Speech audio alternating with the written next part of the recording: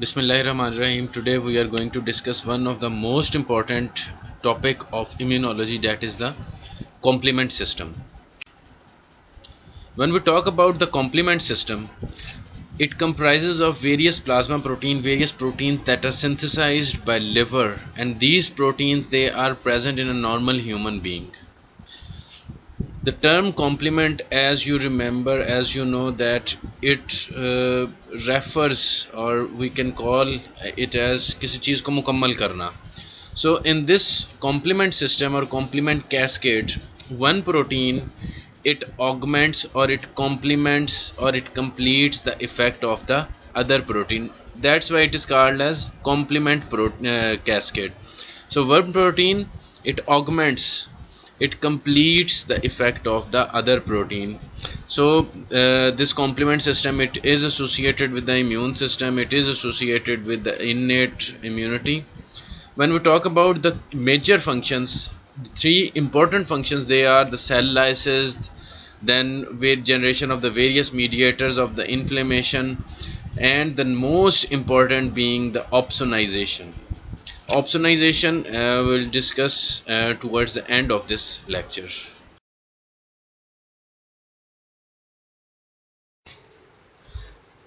The important thing to remember about complement is how it is activated. Remember the the proteins which are present in the complement cascade or complement system, they are present in the proenzyme form. So these proenzymes, they must be broken into active form, which is called as enzymes. So when we talk about the various pathways, how the complement system is activated, there are three pathways by which the complement system is activated. The three pathways, they are the classical pathway, number two is the lectin pathway, and the third one is the alternative pathway. All these three pathways, the classical, lectin, and the alternative pathway, they ultimately lead to the generation of a very important complex that is called as membrane attack complex, MAC, which ultimately leads to the destruction of the antigen or the bacteria, whichever bacteria or whichever antigen that has invaded the human body. So complement system, the most important topic of immunology.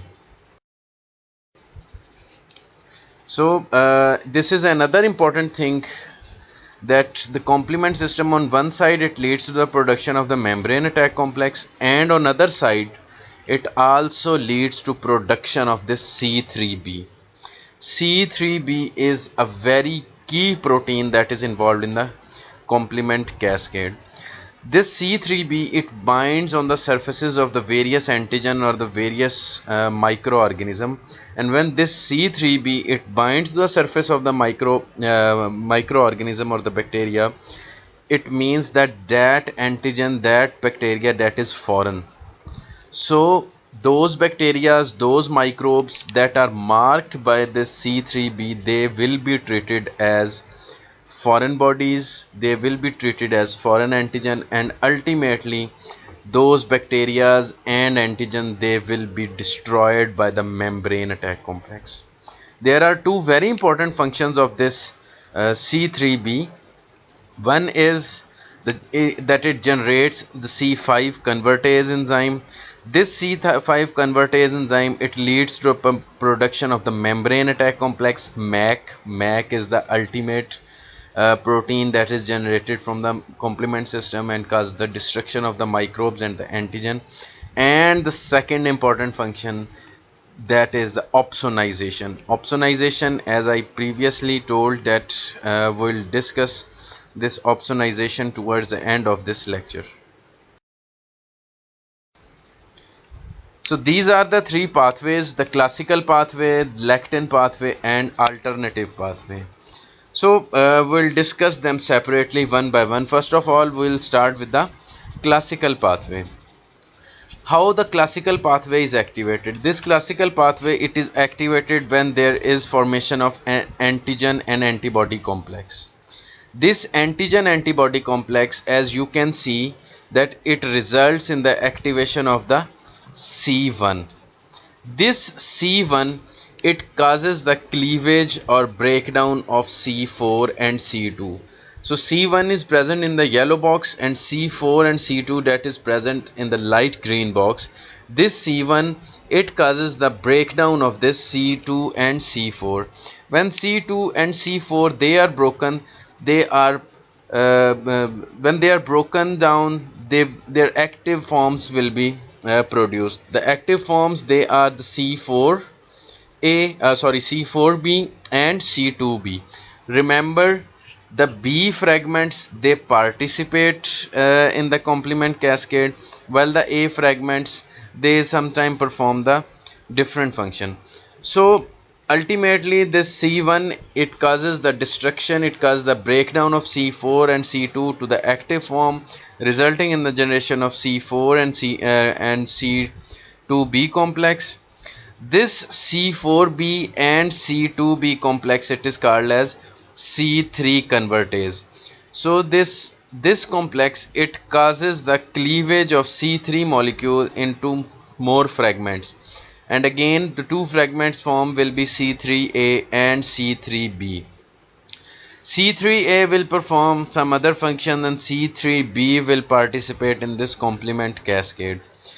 This C3b, it again forms a complex with C4b and C2b, resulting in the formation of a new complex that is called as C5 convertase.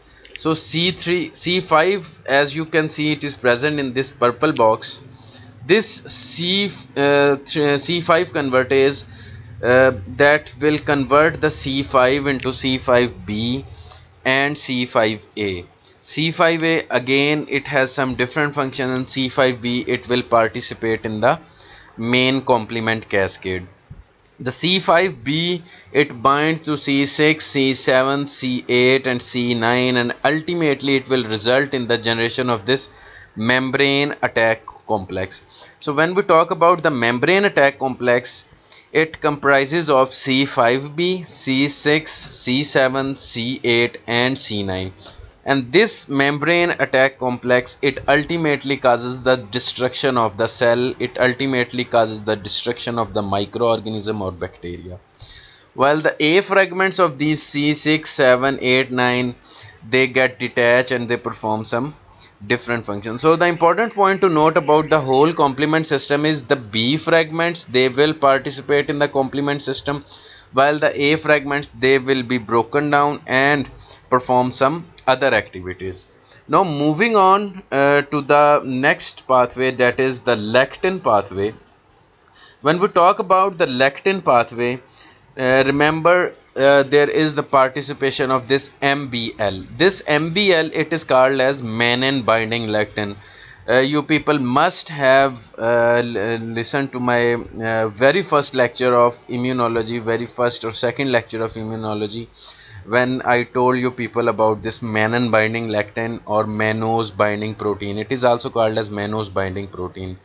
So this mannan binding lectin, MBL, it cleaves the C4 and C2. Again the C4 and C2 present in the light green box, that is cleaved, and ultimately it is converted to active form C4b and C2b. From here the lectin pathway, it merges with the classical pathway. This C4b and C2b, it is called as C3 convertase, resulting in the activation of C3 into Ca and Cb. C3b form complex with the C4b and C2b, again resulting in the formation of a complex that is called as C5 convertase. This C5 convertase will break down the C5 into A and B fragments. A fragment will do some other function. B fragment that is present in this purple box, it will combine with the other complement protein C6, 7, 8, 9 and ultimately leads to the generation of the membrane attack complex. So lectin pathway, just the difference being the mannan binding lectin or mannose binding protein, which result in the activation of this C4 and C2, while in classical pathway it was a C1 that result in the activation of C4 and C2. Rest of the pathways, they are the same. Third important pathway is the alternative pathway. So how the alternative pathway is activated? Many substances that are related to the bacteria, that are related to the microorganism, for example the lipopolysaccharides, the envelopes of the viruses and the cell walls, they can initiate this alternative pathway. There are two important factors that are present in the first step of this alternative pathway, that is the factor 3 and factor B. This complex, it is cleaved by a protease. So the alternative pathway, it is slightly different from the two other pathways, because there is no participation of this C4b and C2b. So here what will happen, the C3 and factor B, C3b and factor B, it will result in the production of the complex that is present in this box, that is of light pink color. This C3b and B, this complex, it will it will be cleaved by factor D. So this C3b complex will be cleaved by factor D, and ultimately it will result in the activation of both of these fragments, especially the capital B, factor B, that is present in this complex. So this C3b BB, this complex, it will cause the conversion of C3 into C3b. So more and more this C3b complex, it will cause the conversion of more and more C3 into C3b, and ultimately from here the alternative pathway, it will again combine with the rest of the two pathways, resulting in the formation of this C5 convertase. C5 will be activated, and then this C5b will combine with this C6, 7, 8 and 9, culminating in the generation of this membrane attack complex. So just a brief overview once again. Classical pathway will be activated by the antigen and antibodies. The antigen antibody complex will be formed. C1 will cause the activation of C4 and C2, and then C3 convertase will be formed. C3 will be cleaved. C3b will combine with C4b and C2b, resulting in the C5 convertase. Again the same steps, and ultimately leading to membrane attack complex. When we talk about the lectin pathway, it is the mannan binding lectin that causes the cleavage of C4 and C2 into the activated forms. Again C3 convertase, C3b will be formed, complex of C3b, C2b, C4b, that is called as C5 convertase. Again C5b will be formed, combined with C6, 7, 8 and 9, and membrane attack complex will be formed. When we talk about the alternative pathway, two important factors that are involved is C3b and factor B. This C3bb will be cleaved by factor D, resulting in the activation of this complex. This will act as C3 convertase, causing the activation of more and more C3, and this C3, it will be cleaved into C3b. So C5 convertase will be formed, and when C5 convertase is formed, as you know, the same steps, the C5b will combine with C6, 7, 8 and 9, ultimately resulting in the membrane attack complex. This membrane attack complex, it causes the cytolysis of the cells. It will cause the cytolysis of the various pathogens, various bacteria, viruses, fungal cell walls, whatever the foreign intruder may be. So these are the three important pathways: the classical pathway, lectin pathway, and the alternative pathway. The next important point about the complement system, how the various pathways of the complement cascade or the complement system, the various steps, they are regulated. Basically the complement system, it is regulated in three ways. First and foremost is the C1 inhibitor. C1 inhibitor is as you know, C1 that was involved in the classical pathway. So C1 inhibitor is the most important regulator of the classical pathway. This C1 inhibitor, it will inactivate the C1. When C1 will be activated, the complement system will be when C1 will be inactivated as a result of its inhibitor, the complement system will not proceed beyond that point. So it will only proceed once the level of C1, it will overcome the level of C1 inhibitor. So this is the number one step in the regulation of classical pathway of the complement system. When we talk about how the regulation of the alternative pathway, the alternative pathway, which is slightly different from rest of the two pathways, this is regulated by binding of factor H to C3b. This factor H and C3b, it is cleaved by a factor that is called as factor I, and this factor I, that is a protease. This will reduce when the factor H and C3b it combine, it will result in the formation of a complex. But when it is inactivated or cleaved by factor I, it will reduce the amount of C5 convertase. So C5 will not be activated, membrane attack complex will not be formed. So the regulation of the alternative pathway, it again occurs at the first step when the factor H it combines to the C3b, and that is cleaved by factor I, which is a protease in nature, and resulting in decreased production of the C5 convertase enzyme. The third important regulation is the presence of decay acceleration factor. Decay accelerating factor or decay acceleration factor, it binds to C3b and C4b, and when it binds to C3 and C4b, it will limit the formation of C3 convertase and C5 convertase. So when the C5 convertase will not be formed, C3 convertase will not be formed, the further generation of the various moieties of the various proteins that combine with C6, 7, 8 and 9, that will not occur. So ultimately this decay accelerating factor, it will prevent the formation of the membrane attack complex, and cytolysis will not occur. So these are the three important regulatory steps. One is the C1 inhibitor that is involved in the classical pathway. The second important is the factor I that cleaves the complex of C3b and H, that is involved in the alternative pathway. And third important one is the decay accelerating factor that binds to C3b and C4b, ultimately leading to decreased production of the membrane attack complex. What are the various biological effects of the complement cascade? Opsonization, as I previously pointed out, now I will tell you people what is opsonization.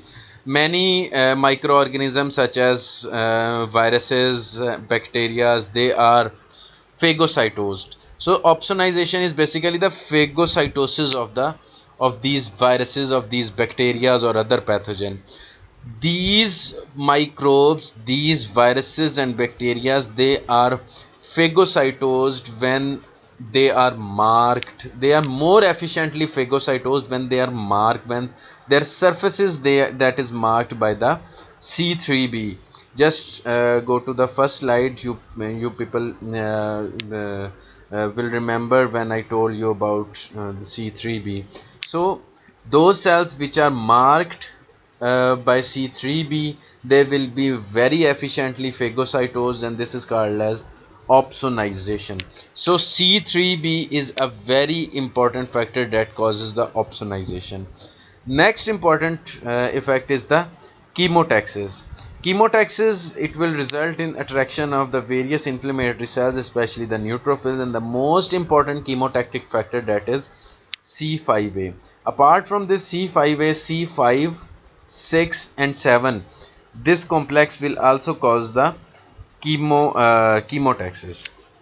Anaphylotoxins, various proteins, especially C3a, C4a and C5a, they have this anaphylaxis effect, they causes the degranulation of the mast cells. When the mast cells they are degranulated, it will result in the generation of or production of the histamine, and histamine, it will ultimately cause the increased permeability of the blood vessels and contraction of the smooth muscles. This effect of anaphylaxis you people will study in the next lecture of hypersensitivity. Next important when we talk about the complement system, the next important thing is this cytolysis. Ultimately, the cytolysis that is carried out by the membrane attack complex, MAC. You can abbreviate it as MAC, that comprises of C5b, C6, C7, C8, C9. The last important biological effect of complement cascade is the enhancement of the antibody production. When C3b it binds to its receptor on the surface of the various cells, especially the B cell, it will enhance the production of the antibody. So C3b it will bind to the surface of the B lymphocytes, and when the C3b it binds to these lymphocytes, the B lymphocytes, ultimately the production of the antibodies that will be enhanced. Now what are the various clinical aspects of the complement cascade? By these clinical aspects we mean various diseases which are related to the complement system, or various diseases that can decrease the activity of the complement cascade.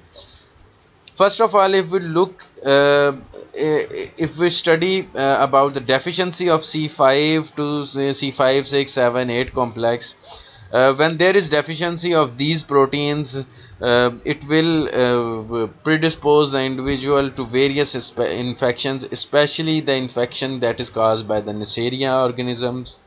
So the person will suffer from various pyogenic, various acute inflammation, acute infection, especially related to the respiratory passages, especially the upper respiratory passage and the lower respiratory tract. So when there is deficiency of C1 esterase, this is the second important clinical aspect. When there is deficiency of C1 esterase inhibitor, what will happen? When the C1 esterase inhibitor is deficient, it will result in an overproduction of the esterase. This overproduction of the esterase, it will have the same effect of anaphylaxis.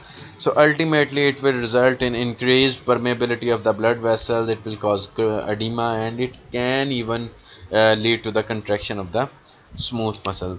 Deficiency of decay acceleration factor, that is an antagonist of membrane attack complex. So when there is deficiency of decay acceleration factor, membrane attack complex, more and more membrane attack complex will be formed and more cytolysis will occur. A very important example of a disease in which there is deficiency of this is decay accelerating factor, that is called as paroxysmal nocturnal hemoglobinuria. You people will study in the 4th year MBBS in the section of hematology.